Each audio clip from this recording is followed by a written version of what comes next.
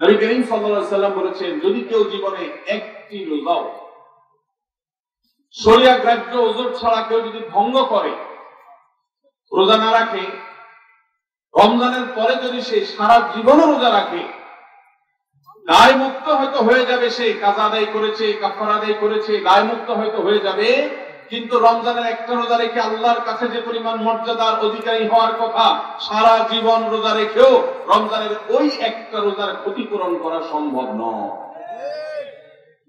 এই জন্য সবাই রমজান মাসে ফরজ রোজা রাখবো তো ইনশাআল্লাহ। সকল প্রাপ্তবয়স্ক সুস্থ ইমানদারের জন্য রমজানের রোজা রাখা ফরজ। ভাইরা আমার, পৃথিবীতে আজ অনেক বিজ্ঞানী রোজা বা ফাস্টিং এর উপরে গবেষণা করে অনেক বড় বড় পদক, অনেক বড় বড় পুরস্কার জিতেছে। এখন ডাক্তাররাও আমাদেরকে বলে যে একটা সময় আমরা যেন ফাস্টিং করি, একটা সময় আমরা যেন না খেয়ে থাকি, এটা আমাদের স্বাস্থ্যের জন্য ভালো। নবী সাল্লাল্লাহু আলাইহি ওয়াসাল্লাম সেই ১৫০০ বছর আগে আল্লাহর দেয়া বিধান আমাদেরকে জানিয়েছেন। রমজানে পুরো মাস রোজা, শাবানে মুহররমে বেশি বেশি নফল রোজা, সোমবার বৃহস্পতিবার সাপ্তাহিক রোজা, চাঁদের ১৩, ১৪, ১৫ আইয়ামে বীজের মাসিক রোজা। নিয়মিত ভাবে এই রোজায় সিয়াম গুলো যদি পালন করি আমরা, তাহলে আল্লাহর সন্তুষ্টি এবং জান্নাত লাভ যেমন হবে, ঠিক একই ভাবে আমরা দুনিয়াতে সুস্থ সবল থাকতে পারবো। আমাদের শরীরে অতিরিক্ত যে চর্বি তৈরি হয়, বিশেষ করে আজকের বিশ্ব বাস্তবতায় এই চর্বিগুলোকে বার্ন করার জন্য রোজার কোনো বিকল্প নেই। যদিও চর্বি বার্নের উদ্দেশ্যে রোজা রাখলে সে রোজা রোজা নয়। আমাদের উদ্দেশ্য আল্লাহর সন্তুষ্টি অর্জন, পাশাপাশি পার্থিব উপকারিতা আমরা এমনি পেয়ে যাবো। আল্লাহ আমাদের সবাইকে রমজান রোজা রাখার তৌফিক দান করুন। ভাইরা আমার, নবী করিম সাল্লাল্লাহু আলাইহি ওয়াসাল্লাম তিনি বলেছেন, যে ব্যক্তি রমজানে ঈমান এবং ইখলাসের সাথে আল্লাহকে খুশি করবার জন্য রমজান রোজা রাখবে, আল্লাহ তার পূর্বের সমস্ত গুনাহ মাফ করে দিবেন। অনেক যুবক আছেন গ্যাস্ট্রিকের অজুহাতে, অনেকে আছেন প্লাস্টিকের অজুহাতে রোজা রাখেন না। কারো গ্যাস্ট্রিক, কারো প্লাস্টিক। সামান্য একটু রোজা রাখতে যে যুবক পারে না, সে নিজেকে মুসলিম দাবি করে। কোন মুসলিম? মাত্র 12-14 ঘন্টা যে না খেয়ে থাকার মতো চ্যালেঞ্জ নিতে পারে না, সে আবার কিসের মুসলমান দাবি করে নিজেকে? এই জন্য ভাইরা সবাই রোজা রাখবো তো ইনশাআল্লাহ। বাসা বাড়িতে বাচ্চাদেরকে কৈশোর বয়স থেকে তাদেরকে রোজা রাখতে শেখাবেন। সাহাবায়ে কেরাম আশুরার রোজা পর্যন্ত বাচ্চাদেরকে রাখাতেন এবং তাদেরকে খেলনা দিয়ে ভোলাতেন, রোজা রাখতে তাদের সাহায্য করতেন। আজ এমন এক প্রজন্ম আমরা গড়ে তুলছি, যেই প্রজন্ম শুধু ভোগ শিখেছে, ত্যাগ শিখে নাই। বাচ্চা কাচ্চাদেরকে দেখবেন মা বাপ বড় বড় মোবাইল, স্মার্টফোন তাদের হাতে তুলে দিচ্ছেন। তারা মুখ দিয়ে কোনো কথা বললেই সেটা নেওয়ার জন্য, কেনার জন্য বাপ মা অস্থির ব্যাকুল হয়ে যাচ্ছেন। তাদেরকে সংগ্রাম, ত্যাগ, চ্যালেঞ্জ নেওয়া, এগুলো তাদেরকে শেখাচ্ছেন না। মনে রাখবেন, ভোগ করতে কোনো যোগ্যতার দরকার হয় না, ত্যাগ করতে যোগ্যতার দরকার হয়। ভোগ করতে সবাই পারে, ত্যাগ করতে সবাই পারে না। এই জন্য সন্তানকে ভোগ নয়, ত্যাগ শেখাতে হবে। আল্লাহ আমাদেরকে তৌফিক দান করুন। আপনার বাচ্চা যদি রোজা রাখা শিখে শখ করে রোজা রাখে, তাকে বাধা দিবেন না, তাকে রোজা রাখতে দিবেন। কারণ সে রোজা রাখার মধ্য দিয়ে গরিব অভাবী মানুষের কষ্ট অনুভব করবে, ফিল করবে। সে রোজা রাখার মধ্য দিয়ে আল্লাহর নৈকট্যের ফিলিংস তার মধ্যে আসবে, ইসলামের সংস্কৃতিকে সে অনুভব করবে, আঁচ করবে। এই জন্য সন্তানকে কৈশোর বয়স থেকেই, কিশোর বয়স থেকেই তাকে রোজা রাখতে সাহায্য করবেন ইনশাআল্লাহ। ঠিক আছে না ভাই? বাচ্চাদের প্রথম হয়তো রোজা অর্ধেক রাখবে, দুপুরে ভেঙে ফেলবে, এরপর না হয় বিকাল পর্যন্ত রাখবে, এরপর না হয় সন্ধ্যা পর্যন্ত রাখবে, কিন্তু অভ্যাস তাকে গড়ে তুলতে হবে। আল্লাহ আমাদেরকে তৌফিক দান করুন। ভাইরা আমার, তাহলে রমজানের প্রধান আমল রোজা রাখা। এই রোজা ইচ্ছাকৃত শরিয়া গ্রাহ্য ওযর ছাড়া ভাঙা জায়েজ নাই, হারাম। যদি কেউ ভাঙে অথবা না রাখে সে ফাসিক। অতএব এই রোজার চর্চা আমাদের করতে হবে। আল্লাহ আমাদের সবাইকে তৌফিক দান করুন। তাহলে 3 নম্বর আমল হলো রমজান মাসের, 2 নম্বর আমল হলো রমজান মাসে রোজা রাখা। 3 নম্বর আমল হলো রাতে তারাবির নামাজ আদায় করা। রাতে কি আদায় করা ভাই? তারাবির নামাজ আদায় করা কি ফরজ না নফল? ফরজ না সুন্নাত? সুন্নাত, সুন্নতে মুআক্কাদা। নবী করিম সাল্লাল্লাহু আলাইহি ওয়াসাল্লাম বলেছেন, মান সামা মান কামা রমাদান ঈমানান ওয়া ইহতিসাবা গুফিরা লাহু মা তাকাদ্দামা মিন যামবি, যে ব্যক্তি রমজান মাসে রাতে দাঁড়িয়ে তারাবির নামাজ পড়বে তার পূর্বের সমস্ত গুনাহ খাতা মাফ করে দেওয়া হবে। তারাবির নামাজ 4G গতিতে হবে না 5G গতিতে? কি বলেন? 4G না 5G? ভাইরা আমার, সবকিছুতে গতি ভালো না, সবকিছুতে গতি ভালো না। নেটের গতি যত বেশি হয় তত ভালো, কিন্তু নামাজের গতি, ইবাদত, সিজদার গতি, তারাবির গতি যত কম হয়, যত ধীরে ধীরে হয়, যত শান্তশিষ্ট ভাবে হয়, তত আল্লাহর কাছে বেশি মর্যাদাবান হয়। অতএব মহল্লার হাফেজ সাহেবদেরকে তাড়াতাড়ি নামাজ শেষ করার জন্য দৌড়ের উপর রাখবেন। ক্রিকেট খেলা আছে হুজুর, আজকে একটু খেয়াল রাখবেন, বলবেন। ভাইরা মা, আমরা তারাবির নামাজের কথা যখন স্মৃতিতে, কল্পনায় আমরা ভাবি, তখন আমাদের স্মৃতিতে তুফান নীল মার্কা একটা নামাজ ভেসে উঠে, ঠিক না বেঠিক? 5 ওয়াক্ত নামাজ এত তাড়াহুড়া করা হয় না তারাবি যত, অথচ তারাবি এটা তারবিহাত, এই বহু বচন আরবি শব্দ, যার অর্থ হলো আরামের সাথে, ধীরস্থিরতার সাথে, রেস্ট করে করে যে নামাজ আদায় করা হয় তার নাম তারাবি। নাম হলো আরামের সাথে করা, আর আমরা করি ব্যারামের সাথে তাড়াহুড়ো করে। এই জন্য এলাকা এলাকা তারাবি ধীরে ধীরে পড়ার জন্য উদ্যোগ নেবেন তো ইনশাআল্লাহ। ইমাম সাহেবদেরকে, হাফেজ সাহেবদেরকে উদ্বুদ্ধ করবেন, ভাই হুলস্থুল করবেন না, কি পড়েন কিচ্ছু বুঝি না, এমন টান দেন শেষে যায় শুধু আলামুন আলামুন, আর এটা শুনে মনে করেন যে এখন সব হয়েছে, এখন রুকুতে যাইতে হবে। এই নামাজ কি নামাজ? এটা তামাশা। ভাইরা আমার, স্পিডে তারাবি না পড়ে যদি একটু ধীরে তারাবি পড়া হয়, সর্বোচ্চ 15 থেকে 20 মিনিটের ডিফারেন্স হবে, এর বেশি না। মাত্র 15 মিনিটের জন্য আপনার পুরো নামাজকে আপনি বরবাদ করছেন। দেশের বেশিরভাগ মসজিদগুলোতে তুফান নীল মার্কা তারাবি পড়া হয়। এই তারাবি আল্লাহর কাছে কতটা গ্রহণযোগ্য হবে, এটা যথেষ্ট প্রশ্নবিদ্ধ বিষয়। আল্লাহ তাআলা আমাদের সবাইকে ধীরস্থিরতার সাথে খুব শান্তভাবে তারাবি নামাজ আদায় করার তৌফিক দান করুন। চেষ্টা করা যাবে না ইনশাআল্লাহ। ভাইরা আমার, আল্লাহ রাব্বুল আলামিন নামাজের ক্ষেত্রে হুলস্থুলতা পছন্দ করেন।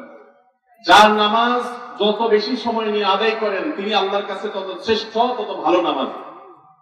আর যার নামাজে যত হুলস্থুল করা হয় তার নামাজের কোয়ালিটি, মর্যাদা আল্লাহর কাছে তত কম। অতএব আমরা রমজানের তৃতীয় আমল জানলাম তারাবির নামাজ, এবং সেটা ধীরস্থিরতার সাথে আদায় করবো। আল্লাহ আমাদের তৌফিক দান করুন। নাম্বার 4, সাহরি খাওয়া। সাহরি খাওয়া এটা রমজানের একটা আমল। আপনি সারা বছর লাঞ্চ করেন, ডিনার করেন, দুপুরের খানা খান, রাতের খানা খান, সকালে ব্রেকফাস্ট নাস্তা করেন, কিন্তু এর কোনোটা ইবাদত হয় না, এর কারণে আপনি সওয়াব পাবেন না। কিন্তু রমজান মাসে ভোর রাতে ঘুম থেকে উঠে যে আপনি খাবার খাবেন, এই খাবার খাওয়ার জন্য যে উঠলেন এবং খাইলেন, এর কারণে আপনার অ্যাকাউন্টে আপনার আমলনামা আল্লাহ তাআলা সওয়াব জমা করে দিবেন, আপনি রিওয়ার্ড পাবেন, বিনিময় পাবেন। কেন? কারণ নবী করিম সাল্লাল্লাহু আলাইহি সাল্লাম বলেছেন, তাসাহহারু ফাইন্না ফিস সাহুরি বারাকাহ। তোমরা সাহরির খাবার খাবে ভোর রাতে। রোজার মাসে রোজা রাখতে গিয়ে সাহরির খাবার খাবে কেন? কারণ সাহরির যে খানা, এই খানাতে আল্লাহ তাআলা বরকত রেখেছেন। এই খানা খাইলে তার জন্য আমাদের স্পিরিচুয়াল, আধ্যাত্মিক বিভিন্ন রকমের উপকারিতা আল্লাহ তাআলা এর মধ্যে নিহিত রেখেছেন। এর মধ্যে খাদ্য শক্তি আছে, আমাদের এনার্জি হবে শরীরে, রোজা রাখতে সহজ হবে। এর পাশাপাশি সাহরির খাবারে আলাদা একটা বরকত আছে, শেফা, বহুবিধ উপকারিতা আমাদের শরীরে, আমাদের মনের জন্য আল্লাহ তাআলা রেখেছেন। এই জন্য সাহরি খাওয়াটা আলাদা একটা ইবাদত। যদি আপনার সন্ধ্যা রাত্রে বেশি খাওয়া হয়ে যায়, সাহরিতে খানা খাওয়ার মতো মুড না থাকে, অন্তত এক ঢোক পানি, একটা খেজুর, সামান্য কিছু খেয়ে হলেও আপনি সাহরি খাবেন এবং তাতে আপনি সওয়াব পাবেন। কোন কারণে যদি সাহরি খেতে না পারেন, রাতে উঠতে পারেন নাই, অ্যালার্ম বাজছে কিন্তু শুনেন নাই, উঠে দেখেন ফজরের আযান হয়ে গেছে, তাহলে ওই দিনের রোজা কি হবে নাকি হবে না? হবে। মাশাআল্লাহ, বগুড়া মানুষ মাসালা জানে, দেখা যায় রোজা হয়ে যাবে ইনশাআল্লাহ। কারণ এই সাহরি খাওয়াটা ফরজ না ওয়াজিব না, এটা সুন্নাত। সুন্নাত ছুটে গেলে ইবাদত হয় না, ব্যাপারটা সেরকম না। সাহরি তো খাবো ঠিক আছে, কিন্তু সেটা শেষ সময়ে খাওয়া, দেরিতে খাওয়া। সাহরি কি আগে খাবেন না শেষের দিকে খাবেন? শেষের দিকে। কেন? কারণ নবী করিম সাল্লাল্লাহু আলাইহি সাল্লাম বলেছেন, লা ইয়াজালুন নাসু বিখাইরিন মা আজ্জাল ফুতুর ওয়া আখারুস সাহুর। এই উম্মত মুসলিম জাতি ততদিন পর্যন্ত কল্যাণের উপর প্রতিষ্ঠিত থাকবে, তারা কল্যাণকে স্পর্শ করতে পারবে যতদিন পর্যন্ত তারা সাহারি তাড়াতাড়ি খাবে না দেরিতে খাবে, দেরিতে খাবে, আর ইফতার তাড়াতাড়ি খাবে। তাহলে সাহারি দেরিতে খাওয়া হলো সুন্নাত। আমাদের দেশে গ্রামে অনেক মুরব্বীরা এখনো আছে, রাত 12টা 1টা 2টা বাজে সাহারি খেয়ে শুয়ে থাকে। তারা চিন্তা করেন পরে খাইতে গেলে আবার বর্ডার ক্রস হয়ে যায় কিনা, সীমা লঙ্ঘন হয়ে যায় কিনা, রিস্ক নেওয়ার দরকার কি, এই জন্য 12টার সময় খেয়ে রাখে। এটার কারণে সাহারি খাওয়ার সওয়াব পাবেন ঠিকই, কিন্তু দেরিতে সাহারি খাওয়ার যে সুন্নাত সেই সুন্নাত আদায় হবে না। এই জন্য দেরিতে খাবেন। দেরিতে খাওয়ার মানে আবার এরকম দেরি না যে আপনি আর মুয়াজ্জিন সাহেব দুজন কম্পিটিশন করছেন, আপনার হাতে খাবারের প্লেট আর মুয়াজ্জিনের হাতে মাইক, আপনি আগে শেষ করেন আর মুয়াজ্জিন আগে আযান দিবে, কম্পিটিশন চলছে। এত দেরি করে একেবারে লাস্ট মিনিট পর্যন্ত খাওয়া সুন্নাত নয়। কথা কি বুঝাতে পারছি? কয়েক মিনিটের গ্যাপ রেখে তারপরে খাবার শেষ করবেন। কারণ নবী করিম সাল্লাল্লাহু আলাইহি ওয়াসাল্লাম সাহরি খেয়ে শেষ করে ফজর নামাজ শুরু করতেন, এর মধ্যে 50টা আয়াত পড়ার মতো গ্যাপ রাখতেন, অর্থাৎ প্রায় 10 মিনিটের মতো একটা গ্যাপ থাকতো। এই জন্য আমরা একটা গ্যাপ রেখে তারপর সাহরি শেষ করবো। অর্থাৎ ফজরের আযান যদি হয় উদাহরণস্বরূপ 5টা 25 বা 30, তাহলে আমরা 2-4 মিনিট আগে সাহরি খেয়ে শেষ করবো ইনশাআল্লাহ। তাহলে সাহরি দেরি করে খাওয়া, শেষের দিকে খাওয়াটা সুন্নাত। আল্লাহ আমাদেরকে আমল করার তৌফিক দান করুন। রমজান মাসে সাহরির নামে একটা নতুন নাটক শুরু হয়েছে এই দেশে, সেটার নাম হলো সাহরি পার্টি। আপনারা শুনেছেন? বিশেষ করে শহরের ছেলেপেলেরা, ইউ পোলাপান, তারা আজকাল ভোর রাতে বন্ধু বান্ধব সহ রেস্টুরেন্টে গিয়া সাহরি পার্টির আড্ডা বাইর করছে। শয়তানি এবং ফাইজলামির আর কোনো জায়গা নেই, সাহরির জন্য পার্টি বাইর করছে, তাও আবার ছেলে মেয়ে একসাথে মিলেমিশে। ভাই আমার, সাহরি খাওয়া ইবাদত, এবং সাহরির এই সময়টা দোয়া কবুলের সময়, তাহাজ্জুদের সময়।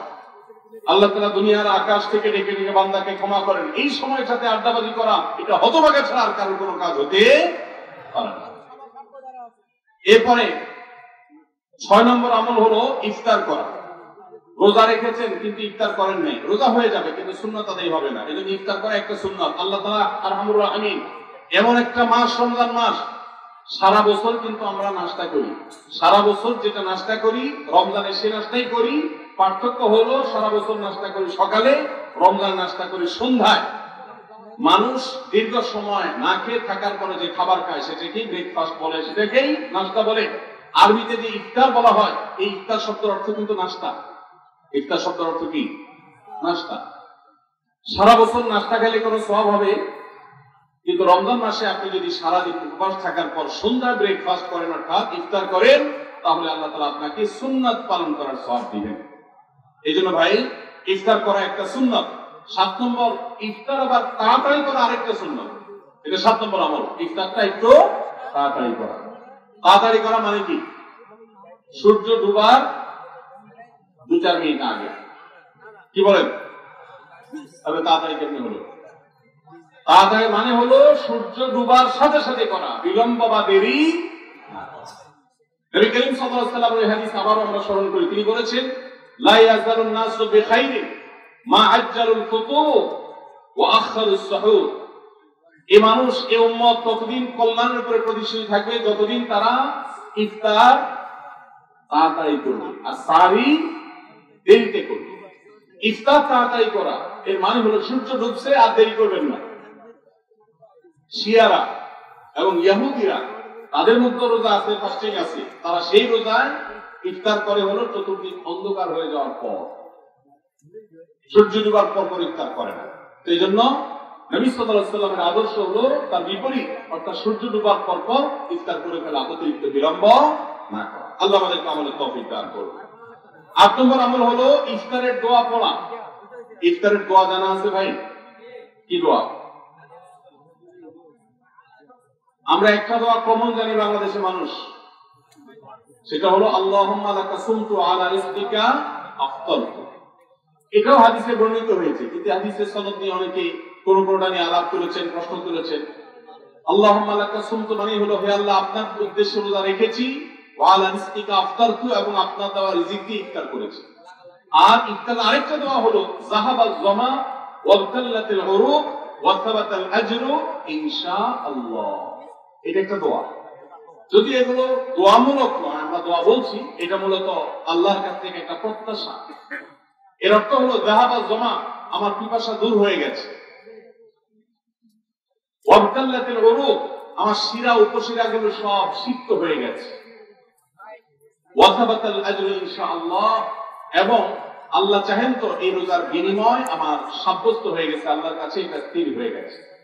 এটা হলো ইফতারের দোয়া। ইফতারের দোয়াটা কি ইফতারের আগে করব না পরে করব? ইফতারের দোয়াটা যারা ইফতারের আগে করার পক্ষে তারা হাত তোলেন। অল্প সংখ্যক মানুষ, আর বাকিরা সবাই কি পরের পক্ষে না মাঝখানের পক্ষেও আছেন? লোক সব পরের। মাশাআল্লাহ, সব সূক্ষ্ম সূক্ষ্ম মাসআলার দিকে গাবতলী মানুষ জানে। মাশাআল্লাহ, অনেক অগ্রসর দেখা যায়। আল্লাহ আমাদের সবাইকে দিনের জন্য কবুল এবং মঞ্জুর করুন। মাশাআল্লাহ। আর আমার ইফতারের দোয়াটা ইফতারের পরে করতে হয়, যেটা বেশিরভাগ মানুষ জানে না, কিন্তু আমি অবাক হলাম যে এখানে বেশিরভাগ মানুষ আপনারা জানেন। মাশাআল্লাহ, নলেজেবল মানুষ বোঝা গেছে। ইফতারের দোয়ার অর্থের দিকে তাকালেই তো বোঝা যায় এটা আগে না পরে। দোয়ার অর্থের মধ্যে তাকালে আমরা দেখতে পাচ্ছি যে আল্লাহ শিরা উপশিরা সিক্ত হয়ে গেছে, পিপাসা দূর হয়ে গেছে, এগুলো ইফতারের পরেই হয়। অবশ্য আমি অর্থ আগে বলে দিচ্ছি, সেটা দেখে হয়তো আপনারা অনেকে বুঝে ফেলছেন। মাশাআল্লাহ। তো যাই হোক, ইফতারের শুরুতে বিসমিল্লাহ বলে ইফতার করব, আর শেষে এই দোয়া করব। আল্লাহ আমাদেরকে আমলের তৌফিক দান করুন। 9 নম্বর হলো সাহরি এবং ইফতারে খেজুর খাওয়া। খেজুর দিয়ে সাহরি ইফতার করা। ইফতারে আপনি অন্য যা খান না খান, খেজুর দিয়ে খাবেন। নবী সাল্লাল্লাহু আলাইহি ওয়াসাল্লাম আধা পাকা আধা খেজুর দিয়ে ইফতার করতেন, যেটাকে রোতাব বলা হয়। আর যদি সেটা না পাওয়া যেত, সাধারণ যে কোনো খেজুর, সেটাও না পাওয়া যায়, একটু পানি খেয়ে তারপর যদি ইফতার করতেন। আমরা ইফতারে খেজুর খেতে হয় সুন্নাহ, এটা আমরা জানি, কিন্তু যেটা জানি না সেটা হলো সাহরিতে খেজুর খাওয়া। ভোর রাতে সাহরিতে খেজুর খাওয়া সুন্নাত, এটা আগে কে কে জানতেন? হাত তোলেন। আগে জানতেন? মাশাআল্লাহ, হাত নামান। গত বছর রমজানে সাহরিতে ভাত তরকারি যাই খাইছেন না খাইছেন, একটা হলো খেজুর খাইছেন, কারা কারা হাত তোলেন? মাশাআল্লাহ, এটা কি সব আমল করা মানুষ? মাশাআল্লাহ, তাহলে তার ওয়াজ করার কোনো দরকার নেই। এত নলেজেবল মানুষ, এত আমলদার মানুষ যদি এলাকায় থাকে, তাহলে ওয়াজের দরকার থাকে। আল্লাহ আমাদের সবাইকে আমাদের তৌফিক দান করুন। ভাই আমার, ইফতারে খেজুর খাওয়া যেমন সুন্নাত, সাহরিতেও খেজুর খাওয়া সুন্নাত, কিন্তু খেজুর খাওয়া কোনো ফরজ ওয়াজিব না। খেজুরের দাম বেশি হয়ে গেছে, আপনি কিন্তু অপারগ। যদি একটা খেজুরও পুরো রমজান না খান, আপনার রোজার কোনো অসুবিধা হবে। তবে নবী সাল্লাল্লাহু আলাইহি ওয়াসাল্লাম যেহেতু ইফতার এবং সাহরিতে খেজুর খেতেন, আর খেজুরে প্রচুর পরিমাণ সুগার আছে, উপকারী, যেটা মানুষের স্বাস্থ্যের জন্য উপকারী, প্রচুর পরিমাণ এনার্জি আছে, খাদ্য শক্তি আছে, সারাদিন রোজা রেখে আমাদের যে সুগারের ঘাটতি হয় সেটা পূরণ করার জন্য সহায়ক হয়। এই জন্য সাহরি এবং ইফতারে খেজুর খাওয়া এমনিতেও উপকারী। আর নবী সাল্লাল্লাহু আলাইহি ওয়াসাল্লামের সুন্নাত, তিনি বলেছেন, নি'মা সাহুরুল মুমিনি আত-তামার, ঈমানদারের সাহরির আইটেমের মধ্যে সবচেয়ে বেস্ট উত্তম হলো খেজুর। এই জন্য অন্য যাই খান না খান, একটু হলো, এক পিস হলো খেজুর খাবেন। ইনশাআল্লাহ সুন্নাত আদায় করার নিয়তে খেলে এই সুন্নাতটা আদায় হয়ে যাবে, আল্লাহ তাআলা চাহেন। তাহলে 9 নম্বর আমল পেলাম হলো সাহরি এবং ইফতারে খেজুর খাওয়া। 10 নম্বর আমল হলো সকল প্রকার পাপাচার বর্জন করা, গুনাহের কাজ থেকে বিরত থাকা। এইটা হলো রমজান মাসের দ্বিতীয় সর্বোচ্চ গুরুত্বপূর্ণ আমল। সিরিয়ালে আমরা 10 নম্বরে বলেছি, কিন্তু 27টা রমজানের স্পেশাল আমলের মধ্যে সবচেয়ে গুরুত্বপূর্ণ আমল হলো রোজা রাখা, আর দ্বিতীয় সর্বোচ্চ গুরুত্বপূর্ণ আমল হলো সব ধরনের পাপাচার বর্জন করা, গুনাহের কাজ ত্যাগ করা। যদি কেউ রমজানে রোজা রাখে, আবার চোখ দিয়ে হারাম জিনিস মোবাইলে দেখে, স্ক্রিনে দেখে, পত্রিকার পাতা দেখে, অফলাইনে দেখে, করোনার দিকে তাকায় থাকে, সে যদি কান দিয়ে হারাম জিনিস শুনে, গান বাদ্য, এই সমস্ত কিছু সে যদি উপভোগ করে, তাহলে তার এই রোজা আর উপোস থাকার মধ্যে কোনো পার্থক্য। মনে রাখবেন, রোজা শুধু পেটের হয় না, রোজা চোখের হয়, রোজা কানের হয়, রোজা হাতের হয়, রোজা মুখের হয়, রোজা শরীরের প্রত্যেকটা অঙ্গ প্রত্যঙ্গের হয়। একজন মানুষ যখন তার পুরো শরীরে রোজা করে, সে যখন সকল অঙ্গ প্রত্যঙ্গ দিয়ে আল্লাহর আনুগত্য করে, আল্লাহর নাফরমানি থেকে বেরিয়ে আসে, তখন সে সত্যিকারের রোজাদার হয়। আর যে শুধুমাত্র দিনের বেলা পানাহার বর্জন করে, যৌনাচার বর্জন করে, আর সমস্ত পাপাচার অপকর্ম সে যথারীতি অন্য সময়ের মতো রমজান মাসেও করে, এই রোজাদার পেটের রোজা রেখেছে, কিন্তু তার শরীরের অন্য অন্য অঙ্গ প্রত্যঙ্গ গুলো আল্লাহর কথা শুনে নেই, তো সেগুলো কিন্তু রোজা রাখে নেই। এই রোজা আল্লাহর কাছে মাকবুল এবং গ্রহণযোগ্য রোজা হতে পারে না। অতএব আমরা রমজান মাসে সব ধরনের গুনাহের কাজ বর্জন করবো তো ইনশাআল্লাহ। প্রিয় ভাইরা আমার, রোজা কিন্তু আমাদের সাথে কথা বলে। রোজার ভাষা আমরা অনেকে জানি না, কি বলে সেটা অনেকে বুঝি না, কিন্তু রোজা আমাদের সাথে কথা বলে। কি কথা?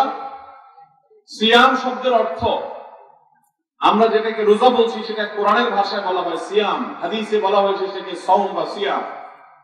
এই সাওম বা সিয়াম একই শব্দ, এর অর্থ হলো বিরত থাকা। এর অর্থ হলো কি ভাই? বিরত থাকা, ব্রেক দিতে জানা। আল্লাহ রাব্বুল আলামিন রোজার মতো ইবাদত দিয়েছেন আমাদেরকে জীবনে ব্রেক দেওয়ার অভ্যাস গড়ে তোলার জন্য। আমরা যেন ব্রেক দিতে শিখি, আমরা যেন থামতে শিখি, আমরা যেন নিজেদেরকে নিয়ন্ত্রণ করতে শিখি। ইসলামের যে বৈশিষ্ট্য, ইসলামের যে বিউটি, ইসলামের যে সৌন্দর্য, সেটা হলো ইসলাম পৃথিবীর মানুষকে আত্মনিয়ন্ত্রণ করবার কথা বলে। আজ ভোগবাদী পৃথিবীর যেদিকে তাকাবেন, চতুর্দিকে দেখতে পাবেন শুধু ভোগের হাতছানি। দুনিয়াটা মস্ত বড়, খাও দাও আর ফুর্তি করো, শুধুমাত্র ফুর্তি ফুর্তি এবং ফুর্তি, ভোগ এবং ভোগ এবং ভোগ। গোটা পৃথিবী আপনাকে ভোগের কথা বলবে, ত্যাগের কথা বলবে না। ইসলাম আপনাকে ত্যাগের কথা বলে। আপনি ঈদ উদযাপন করবেন, ঈদ উল ফিতর, সেখানে পর্যন্ত ইসলাম বলে আগে গরিবের বাসায় ফিতরা পৌঁছাবে, তারপর তুমি ঈদগাহে যাবে, ঈদের আনন্দ করবে। আপনি কোরবানি ঈদে পশু জবাই করে গোশত খাবেন, উৎসব করবেন।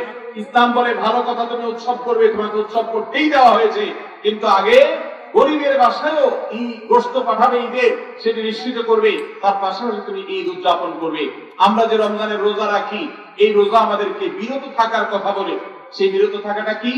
সেটা হলো আমরা যখন রোজা রাখি আমাদের পিপাসা হয়, আমাদের ক্ষুধা লাগে, পিপাসা হয়, আবার হাতের সামনে হয়তো পানিও আছে।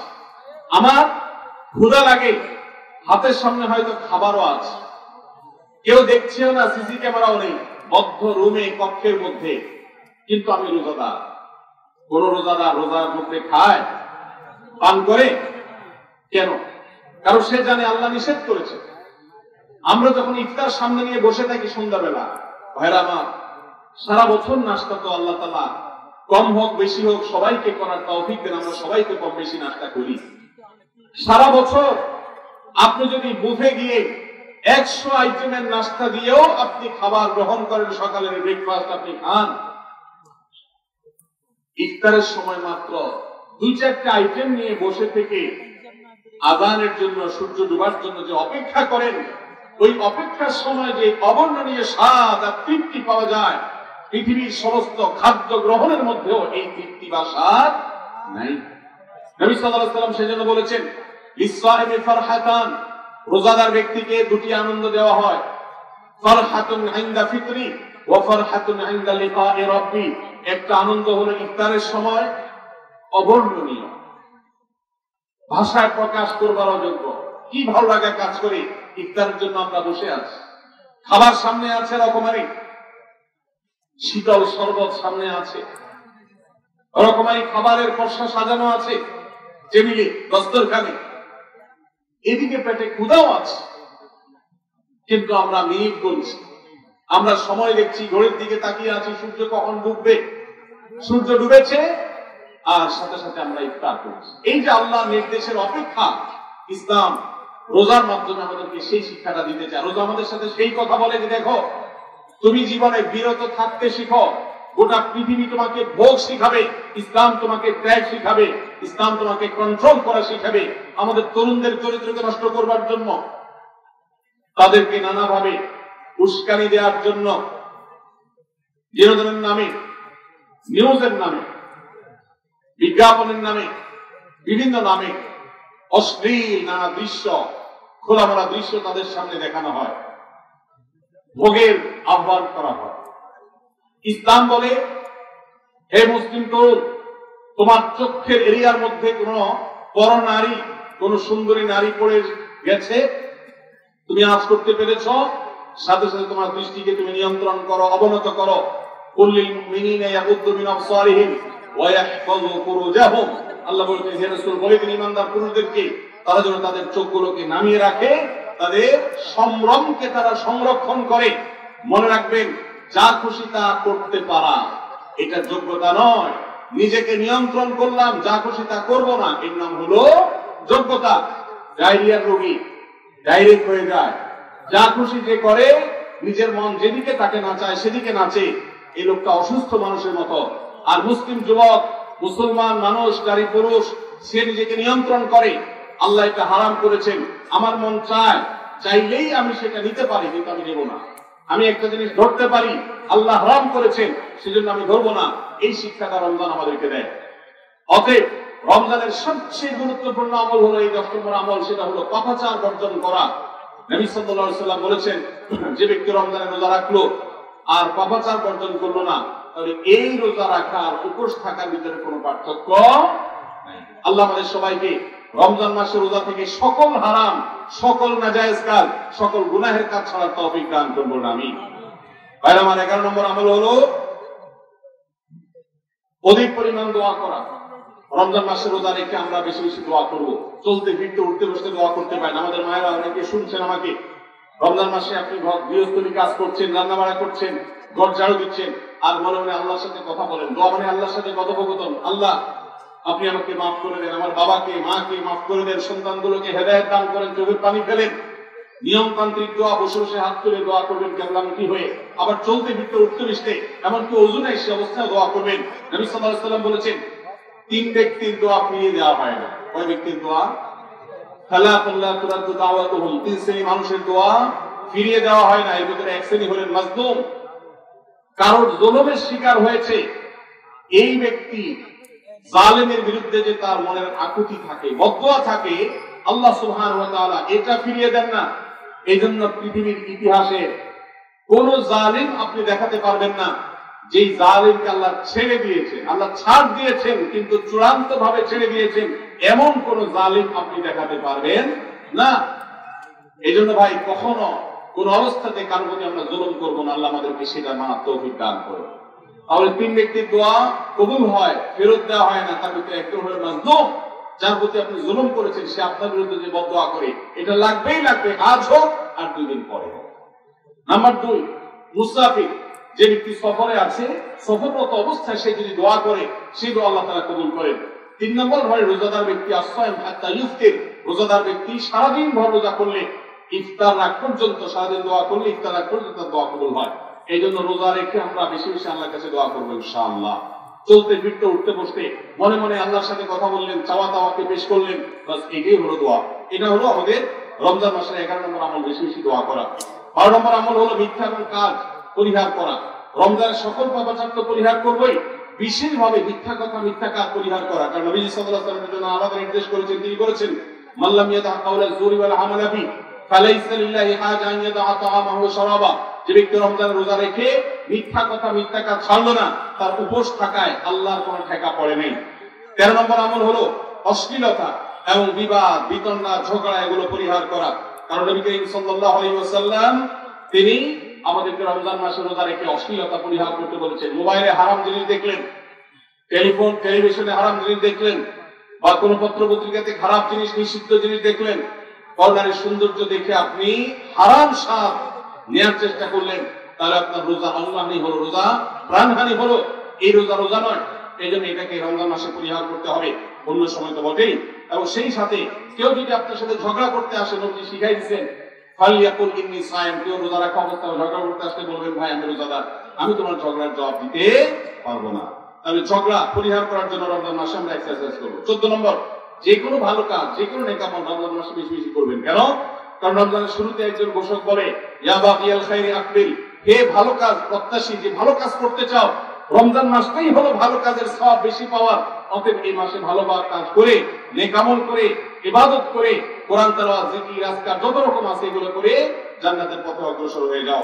16 নম্বর আমল হলো রোজাদারকে ইফতার করানো, অর্থাৎ নিজে ইফতার করার পাশাপাশি অন্য কোন রোজাদারকে ইফতার করাইলে আল্লাহ তাআলা ওই রোজাদার যে পরিমাণ সওয়াব পাবেন, আপনাকেও সেই পরিমাণ সওয়াব দিবেন ইনশাআল্লাহ। হলো বেশি বেশি ইস্তেগফার করা। বেশি বেশি কি করা? ইস্তেগফার করা। অর্থাৎ ক্ষমা প্রার্থনা করা। কেন ক্ষমা প্রার্থনা বেশি করবেন? কারণ নবী করিম সাল্লাল্লাহু আলাইহি সাল্লাম বলেছেন, ওয়ালিল্লাহি ওয়াতাকাউ মিনান নার ওয়া যালিকা ফি কুল্লি, প্রত্যেক রাতে আল্লাহ তাআলা বহু মানুষকে জাহান্নাম থেকে মুক্ত ঘোষণা করেন। আর আমাদের পাপাচারের কারণে জাহান্নামীদের তালিকা নাম উঠে থাকলেও রমজানে আল্লাহ বহু মানুষকে ঠিক দেন যে এই লোককে জান্নাতি ঘোষণা করা হলো, জাহান্নাম থেকে মুক্ত ঘোষণা করা হলো। এই জন্য এই মাসে আল্লাহর কাছে বেশি বেশি মাফ চাইতে হয়, ইস্তেগফার করতে হয়, চোখের পানি ফেলে দোয়া করতে হয় যে আল্লাহ আপনি মাগফিরাত নসিব করেন। এটা হলো 15 নম্বর আমল। 16 নম্বর আমল হলো রোজাদারকে ইফতার করানো। নিজে ইফতার করবেন, পাশাপাশি রোজাদার ব্যক্তিকেও ইফতার করাবেন। নবী সাল্লাল্লাহু আলাইহি সাল্লাম বলেছেন, যদি কোনো ব্যক্তি কোনো রোজাদারকে ইফতার করায়, তাহলে যেই ব্যক্তি তাকে ইফতার করাবেন তার রোজার সওয়াব তো সে পাবেই, আপনি ইফতার করায় সমপরিমাণ সওয়াব লাভ করবেন ইনশাআল্লাহ। অতএব মসজিদে ইফতার দেওয়ার ব্যবস্থা করা যেতে পারে, রাস্তাঘাটে, বিশেষ করে পাবলিক পরিবহনে, এমনকি প্রাইভেট গাড়িতেও সন্ধ্যার সময়, ইফতারের সময় অনেক সময় খাবার থাকে না, তখন আপনি রাস্তা দাঁড়িয়ে যদি সামান্য একটু খেজুর, সামান্য একটু পানি বিতরণ করতে পারেন, তাহলে সবটা পাওয়া যেতে পারে।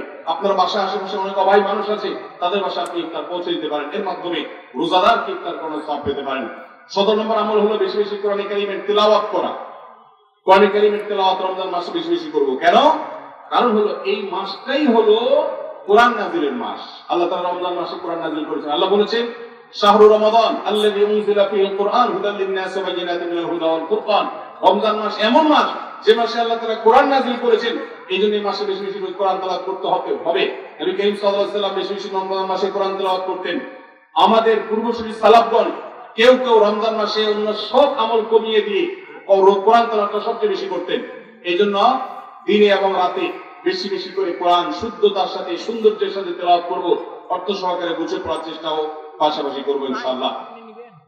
18 নম্বর আমল হলো কোরআন পরস্পরকে শোনাশুনি করা, বুঝে পড়া। অর্থাৎ আপনি কোরআন তেলাওয়াত করবেন, আপনার স্ত্রী শুনবে, আপনার মা শুনবে, আপনার বোন শুনবে, আবার তারা তেলাওয়াত করবে, আপনি শুনবেন। আমরা তারাবির নামাজে এক পক্ষীয় তেলাওয়াত শুনি, হাফেজ সাহেব তেলাওয়াত করেন, আমরা শুনি, কিন্তু আমরা তেলাওয়াত করে আরেকজন শুনবে, এটা হয় না। নবী সাল্লাল্লাহু আলাইহি ওয়াসাল্লাম রমজান মাস আসলে জিবরিল ফেরেশতার সাথে কোরআন শোনাশুনি করতেন। জিবরিল তেলাওয়াত করতেন, নবীজি শুনতেন, আবার আমাদের নবীজি তেলাওয়াত করতেন, জিবরিল শুনতেন। এটা সুন্নাত। এই সুন্নাতটা বিলুপ্ত হয়ে গেছে, এটা নিয়ে চর্চা নাই। এজন্য আমরা এটা বাসা বাড়িতে নতুন করে জিন্দা করব। আল্লাহ আমাদেরকে তৌফিক দান করুন।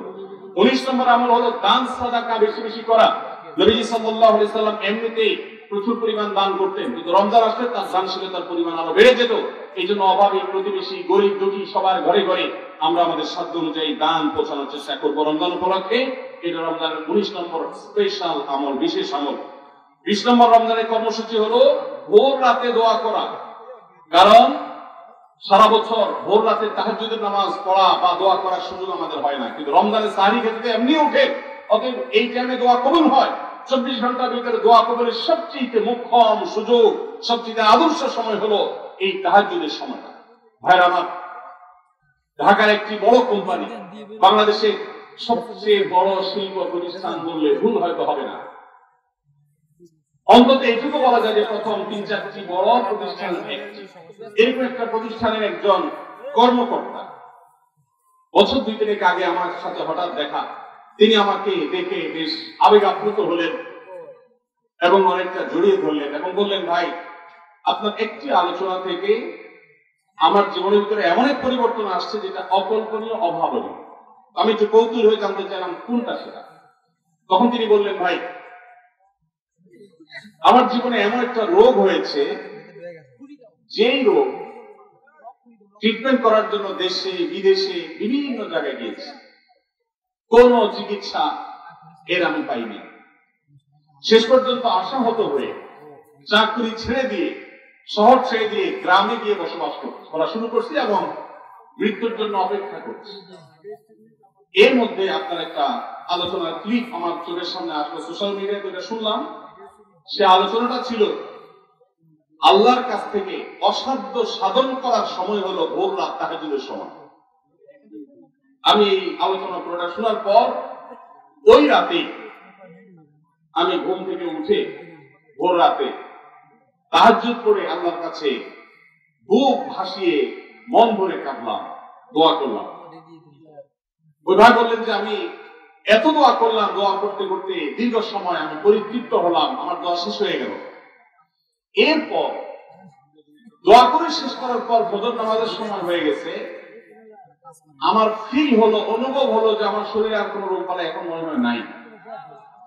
এবং তিনি গত 2 দিন আগেও তার সাথে আমি দেখা করলাম ঢাকায়, গতকালকে দেখা করলাম, 2 দিন আগে, মাত্র 1 দিন আগে দেখা করলাম। তিনি এখন সুস্থ সবল হয়ে আবার তার চাকরিতে ফিরে গিয়ে স্বপদে সমহিমায় আছেন। তিনি এক সহকর্মীকে ডেকে আমার সামনে বলছেন, এই তোমরা বলো তো, আমি আগে শারীরিকভাবে বেশি ফিট ছিলাম নাকি এখন বেশি ফিট? তখন তার সহকর্মী আমার সামনে বলছে, স্যার আপনি আগে অনেক বেশি রাগারাগি করতেন, আপনি হট মেজাজে ছিলেন, অনেক বেশি অসুস্থ হয়ে যেতেন কিছু হলেই, কিন্তু এখন আপনি সে আগের সময়ের তুলনায় অনেক বেশি সুস্থ এবং ফিট। তিনি বললেন, ভাই ভোর রাতের দোয়ার প্রভাব এত বেশি, তাহাজ্জুদের সময়ের দোয়া এত গুরুত্বপূর্ণ যে এই এক দোয়া আমার জীবনকে আমূল পরিবর্তন করে দিয়েছে। এই জন্য ভাইরা, রমজান মাসে বিশেষ করে যখন তাহাজ্জুদের সময় সাহরি খেতে যখন উঠবেন, সাহরি খাওয়ার পর 10টা মিনিট সময় হাতে রাখেন, বা সাহরি খাওয়ার আগে 10টা মিনিট আগে উঠে ওযু করে 2 রাকাত 4 রাকাত নামাজ পড়ে, বা নামাজ পড়ার সময় না থাকলে অন্তত কিবলামুখী হয়ে 2টা হাত তুলে আল্লাহর কাছে একটু চান। নবীজি সাল্লাল্লাহু আলাইহি ওয়াসাল্লাম বলেছেন, রাতের শেষ প্রহর যখন হয়, দুনিয়ার আসমানে নেমে এসে আল্লাহ বান্দাদেরকে ডেকে ডেকে তাদের প্রত্যেকটা চাওয়া পূরণ করে দেন। এই জন্য ভাইরা, রমজান মাসে সাহরির সময় দোয়া কবুল হয়। রমজান উপলক্ষে বিশেষ করে এই আমলটা, সাহরির সময় আমলটা আমরা দোয়া করার আমলটা করতে পারি। তাহলে 20 নম্বর আমল হলো তাহাজ্জুদের নামাজ এবং ভোর রাতের দোয়া। এটা অন্য সময় করা যায়, কিন্তু রমজানের সুযোগটা বেশি আসে, সেজন্য এটাকে রমজানের স্পেশাল আমল হিসেবে আমরা উল্লেখ করলাম। আল্লাহ আমাদেরকে সবাইকে তৌফিক দান করুন। সাহরি খেতে উঠলে একটু দোয়া করবো তো ইনশাআল্লাহ, 2-4 মিনিটের জন্য হলে দোয়া করবো, একাকির জন্য আল্লাহর কাছে কিবলামুখী হই। এর চেয়ে বড় দুর্ভাগ্যের বিষয় কি আছে যে আল্লাহ চাওয়ার জন্য ডাকছেন আর আমি অবহেলা করে বসে আছি। ভাইরা আমার, 5 ওয়াক্ত নামাজের জন্য মুয়াজ্জিন আপনাকে ডাকে, কিন্তু ভোর রাতে দোয়া কবুলের জন্য স্বয়ং আল্লাহ আপনাকে ডাকে। অতএব সাহরি খেতে উঠলে ভোর রাতে সাহরির সময় একটু দোয়া করবো তো ইনশাআল্লাহ। 21 নম্বর আমল উমরা করা। যাদেরকে আল্লাহ তৌফিক দিয়েছেন তারা রমজান উমরা করবেন, কারণ নবী করিম সাল্লাল্লাহু আলাইহি ওয়াসাল্লাম বলেছেন, উমরাতুন ফি রমাদান তা'দিলু হাজ্জা। রমজানে কেউ উমরা করলে একটা হজের সওয়াব পায়। কোন কোন হাদিসে আসছে তা'দিলু হাজ্জাতান মাই, নবীজির সাথে হজের সওয়াব পাওয়া যায় রমজানে উমরা করলে। আল্লাহ আমাদেরকে যখন তৌফিক দিবে আমরা সকল সেটা করব ইনশাআল্লাহ। ঠিক আছে না? নিয়ত করেন, দোয়া করেন, আল্লাহ এই সময় তৌফিক অবশ্যই দিবেন। 22 নম্বর আমল হলো রমজানের শেষ 10 দিন মসজিদে ইতিকাফ করা। গুরুত্বপূর্ণ একটা পয়েন্ট, মসজিদে ইতিকাফ করা। খুব মনোযোগ দিয়ে শুনি। রাসূল করিম সাল্লাল্লাহু আলাইহি সাল্লাম রমজানের রোজা ফরজ হওয়ার পর থেকে নিয়ে তার মৃত্যু পর্যন্ত একটি বছরের জন্য রমজানের শেষ দশক মসজিদে ইতিকাফ করা ছাড়া ছিলেন না। একবার তিনি মসজিদে ইতিকাফে বসেছেন, কিন্তু ইমার্জেন্সি একটা কাজে মসজিদ থেকে তাকে বের হতে হয়েছে।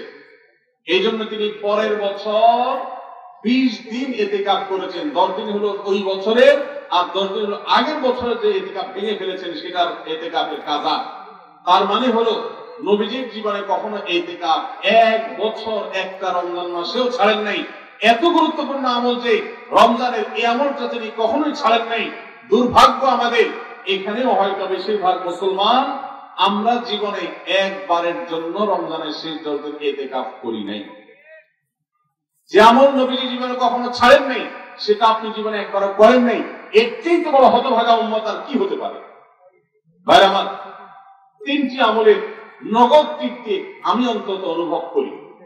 আমি আমার সে অভিজ্ঞতার আলোকে আপনাদের ক্ষুধার্ত আহ্বান করতে চাই, রমজানের শেষ দশকে আপনারা ইতিকাফ করুন। যে 3টি আমলের তৃপ্তি, নগদ স্বাদ, অবর্ণনীয় ভালো লাগা কাজ করে, অন্তর জগতে প্রশান্তিতে পরিপূর্ণ হয়ে যায়, সেই 3টি ইবাদতের একটি হলো আরাফাতের ময়দানের দোয়া। এটার সাথে কোনো কিছুর কম্পেয়ার হয় না। অবর্ণনীয় তৃপ্তি লাগে আরাফাতের ময়দানে দোয়া করতে। দ্বিতীয় হলো সিজদায় গিয়ে চোখের পানি ফেলে আল্লাহর কাছে দোয়া করতে অসম্ভব ভালো লাগা কাজ করে। ভোর রাতে দোয়াতেও একই স্বাদ পাওয়া যায়। আর 3 নম্বর হলো রমজানের শেষ দশকের ইতিকাফ। ইতিকাফ যে একবার করেছে সে জীবনে বারবার করে, তাকে আর ফেরানো যায় না। এই জন্য ভাইরা, রমজানের শেষ দশকে আমরা আল্লাহর ঘরে বসে গিয়ে ইতিকাফ করার চেষ্টা করবো তো ইনশাআল্লাহ। অনেক এলাকায় বৃদ্ধ মানুষ, বুড়া মানুষ বসায় দেওয়া হয় টাকা পয়সা দিয়ে। যে টাকা নিয়ে ইতিকাফ করে সেও গুনাহগার, আর যারা টাকা নিয়ে ইতিকাফে বসায় তারাও গুনাহগার, কারণ ইবাদত টাকা পয়সা দিয়ে চলবে না। রমজানের শেষ দশক মসজিদে ইতিকাফ করবো তো ইনশাআল্লাহ। আল্লাহ আমাদেরকে তৌফিক দান করুন। যুবক ভাইরা, একটাবার বসে দেখেন, অসম্ভব ভালো লাগে কাজ করে, মনে হয় যে আল্লাহর মেহমান আমি, এই ফিলটা হয়। কারণ আল্লাহর ঘরে এসে বসে আছেন আপনি কারোর কাছে কোনো কিছু চেয়েছেন, চাইতে চাইতে একটা পর্যায়ে তার পাও জড়িয়ে বসে গেলেন, একদম বসে গেলেন, তার ঘরের সামনে বসে পড়লেন। ইতিকাফটা অনেকটা এরকম। রমজানের প্রথম 20 দিন আল্লাহর কাছে হাত দিয়ে দোয়া করলাম, আর শেষ 10 দিন একদম মসজিদে গাঠি বস্কা নিয়ে পড়ে গেলাম। ব্যাপারটা হলো কারো পায়ে ধরে পড়ে যাওয়ার মতো। আশা করা যায় ইতিকাফকারীকে আল্লাহ তাআলা ক্ষমা না করে মসজিদ থেকে ফেরাবেন না। এই জন্য ইতিকাফ করার চেষ্টা করবো তো ইনশাআল্লাহ। আমরা ব্যস্ততার অজুহাত দেই, ভাইরা আমার, যে কোনো মুহূর্তে দুনিয়া থেকে চলে যেতে হতে পারে। এই জন্য এই রমজানে প্ল্যান করেন, যত ব্যস্ত হন না কেন। আমি তো আমার সমস্ত ব্যস্ততাকে এক পাশে ঠেলে রেখে, আল্লাহ আমাকে যখন থেকে তৌফিক দিয়েছেন, রমজানের শেষ দশক ইতিকাফ ছাড়া বাইরে থাকবো এটা চিন্তাও করি না। এই জন্য যুবক ভাইদেরকে বলবো, প্রত্যেকটা মহল্লাতে 2 জন 5 জন 10 জন করে যুবকরা বসেন, কোরআনের গ্রুপ স্টাডি করেন, কোরআনের পাঠচক্র করেন, নিজেরা কোরআন হাদিসের আলোচনা করেন, রোজাদারি এবং দোয়া করেন। 10টা দিন আল্লাহর সাথে কানেক্টেড হওয়ার চেষ্টা করেন। 12 মাস ইবাদত, দাওয়াতের কাজ, ইসলামের কাজ করবেন, ইনশাআল্লাহ সেখানে বরকত পাবেন। রমজানের শেষ দশকে ইতিকাফ করবেন তো ইনশাআল্লাহ। আল্লাহ আমাদের সবাইকে তৌফিক দান করুন। 23 নম্বর আমল হলো শেষ দশকে ইবাদতের মাত্রা বাড়িয়ে দেওয়া। আমরা উল্টাটা করি। আমাদের দেশে রমজানের প্রথম দশকে মসজিদ ফুল হয়ে, বারান্দা ফুল হয়ে, রাস্তায়ও মুসল্লি দাঁড়ায়। আর 10 রমজান চলে গেলে 20 রমজান পর্যন্ত বাহিরের মুসল্লি কমতে কমতে বারান্দার মুসল্লি কমে ভিতরে চলে আসে। আর শেষ 10 দিনে আসলে, ঈদের দিনগুলো যখন কাছে আসে, তখন 5 ওয়াক্ত নামাজের ওই নিয়মিত মুসল্লি ছাড়া বাকিগুলো সব উধাও হয়ে যায়। নবী সাল্লাল্লাহু আলাইহি ওয়াসাল্লাম কি করতেন? তার উল্টাটা। আমাদের আয়েশা বলেছেন, কানা ইয়াজতাহিদু ফীহি মা লা ইয়াজতাহিদু ফী গায়রি। আমাদের নবীজি সাল্লাল্লাহু আলাইহি ওয়াসাল্লাম রমজানের শেষ দশকে ইবাদতের জন্য যত কষ্ট করতেন, যত সাধনা করতেন, অন্য কোন সময় ইবাদতের জন্য এত সাধনা করতেন না। অথচ আমরা দেখা যায় শেষ দশক অবহেলা কাটাই। এই জন্য ভাইরা, শেষ দশকে ইবাদতের পরিমাণ আরো বাড়িয়ে দিতে হবে, আমলের পরিমাণ বাড়িয়ে দিতে হবে। এটাই আল্লাহ তাআলার নির্দেশনা, সেটাই রমজানের শেষ দশকের আমল।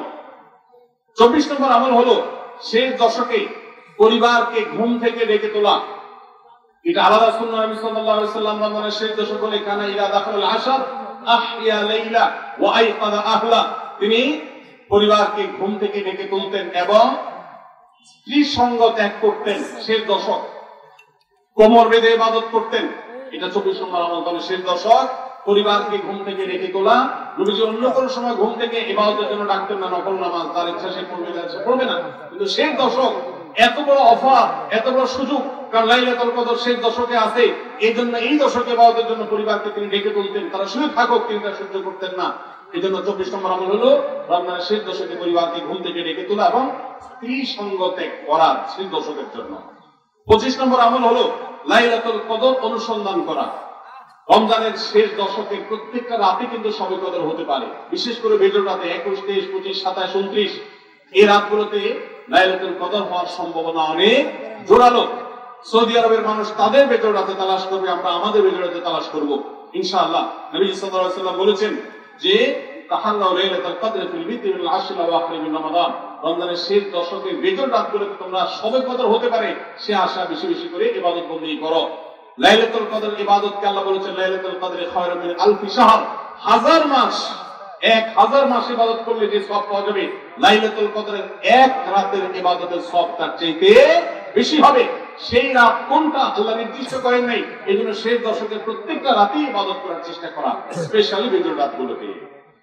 26 নম্বর আমল হলো লাইলাতুল কদরের আশায় বিশেষ দোয়া পড়া। সেটা কি? আল্লাহুম্মা ইন্নাকা আফুউন তুহিব্বুল আফওয়া ফাআফু আন্নী। আল্লাহ আপনি ক্ষমাশীল, আপনি ক্ষমাকে ভালোবাসেন, আপনি আমাদেরকে ক্ষমা করে দিন। এটা রমজানের শেষ দশকে প্রত্যেক রাতে পড়বেন। যে রাতটা একটু শান্ত শিষ্ট, একটু শীতল, একটু বৃষ্টিভাব, একটু লাইলাতুল কদরের আবহাওয়া বোঝা যায়, সেই রাতকে লাইলাতুল কদর আশা করে প্রত্যাশা করে বেশি বেশি দোয়া করবেন, আল্লাহুম্মা ইন্নাকা আফুউন তুহিব্বুল আফওয়া ফা'ফু আন্নী। তাহলে 26 নম্বর আমল হলো লাইলাতুল কদরের দোয়া পড়া। আর 27 নম্বর সর্বশেষ আমল হলো ফিতরা আদায় করা। অর্থাৎ রমজান মাসের রোজাতে যদি ভুল ত্রুটি হয়, এটা রিফাইন্ডের কাজ হয়ে যায়, রিফ্রেশমেন্টের কাজ হয়ে যায় ফিতরার মাধ্যমে।